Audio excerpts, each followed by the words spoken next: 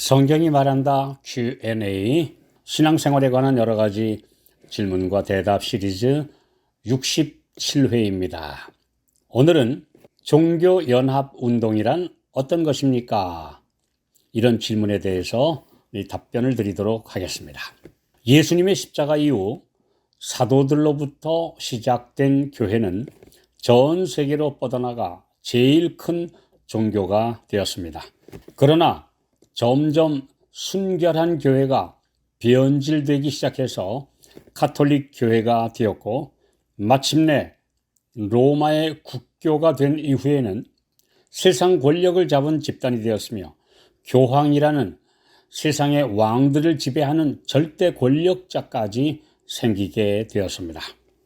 가톨릭 교황권의 중세 오랜 기간, 즉 1260년간의 세계 지배 기간 동안 신실한 성도들은 박해를 당하며 순교의 피를 흘렸습니다.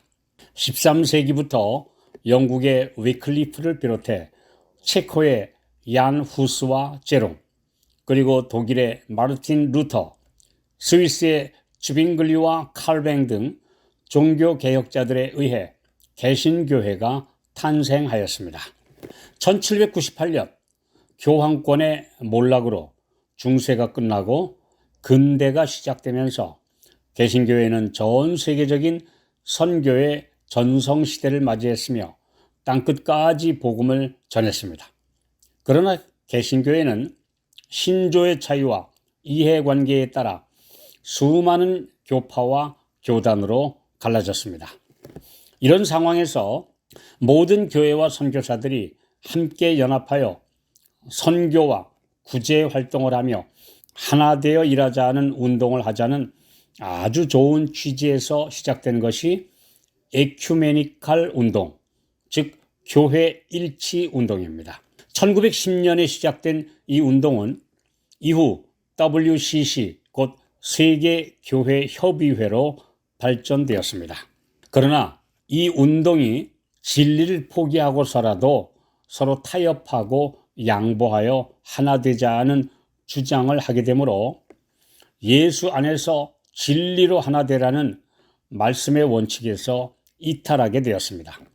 그리고 점점 더 개신교회끼리 하나 되는 것뿐 아니라 그들이 배도한 교회라며 나온 가톨릭 교황권과도 하나가 되자는 주장을 하므로 이제 완전히 배도한 세력이 되고 만 것입니다. 이런 운동의 배후에는 교황 요한 23세가 1959년 등극한 이후부터 강력하게 추진한 가톨릭 쇄신 운동과 개신교회를 향하여 다시 연합하자라는 구애를 한 것과 관련이 있는데, 이런 교황권의 제의에 대한 에큐메니칼 세력의 응답으로 적극적인 종교연합운동으로 발전해 왔습니다. 더구나 근래에 와서는 역대 교황들이 보폭을 넓혀서 모든 종교와 하나가 되자는 종교연합운동으로 크게 범위가 확대된 것입니다. 즉, 에큐메니칼은 개신교회들끼리 일치하자는 운동이었는데 어느새 가톨릭과도 하나 되고 이제는 이슬람이나 불교, 힌두교, 티베트의 라마교와 무속신앙까지 모든 잡신 종교까지 포용하는 운동으로 변한 것이며, 이 모든 운동의 중심은 역시 로마 교황권입니다. 이제 그 운동은 무르익어 거의 완성 단계에 이르렀습니다. 이사야 8장 9절 10절, 너희 민족들아 혼화하라. 킹 제임스 여기는 너희 민족들아 연합하라. 필경 패망하리라. 너희 먼 나라 백성들아 들을지니라. 너희 허리를 동이라. 필경 패망하리라. 너희 허리에 띠를 띠라. 필경 패망하리라. 너희는 함께 도모하라. 필경 이루지 못하리라. 말을 내어라. 시행되지 못하리라. 이는 하나님이 우리와 함께 하심이니라. 참된 연합은 오직 예수 안에서 같은 믿음과 같은 소망과 같은 진리를 가진 성도들이 하나가 되는 것입니다. 이것이 예수께서 드린 요한복음 17장의 기도의 내용입니다. 그러나 진리를 버리고 사람들의 이론으로 타협하여 연합하는 것은 성경적으로 가장 큰 배도에 가담하는 것입니다. 이사야 54장 15절 그들이 모일지라도 연합할지라도 나로 말미암지 아니한 것이니 누구든지 모여 너를 치는 자는 너를 인하여 패망하리라. 이런 종교 연합 운동은 요한계시록 13장에서 이미 예언한 대로 이루어지고 있는 것입니다. 용, 곧 사탄이 권세를 준 교황권이 세계 지배권을 상실한 치명상을 입은 1798년 이후 서서히 부활하여 마침내 다시 전 세계를 그 지배하에 둘 것이라는 예언입니다.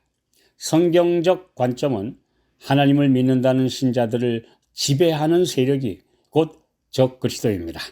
요한계시록 13장 3절 그의 머리 하나가 상하여 죽게 된 것 같더니 그 죽게 되었던 상처가 나오매 온 땅이 이상히 여겨 이 짐승을 따르고 이뿐만 아니라 계시록 13장에는 신대륙에서 어린 양처럼 온순하게 자라나서 어느새 세계 최강대국이 된 미국이 용처럼 변해서 세계 모든 사람들에게 교황권을 중심으로 연합하게 할 것이라고 예언되어 있습니다.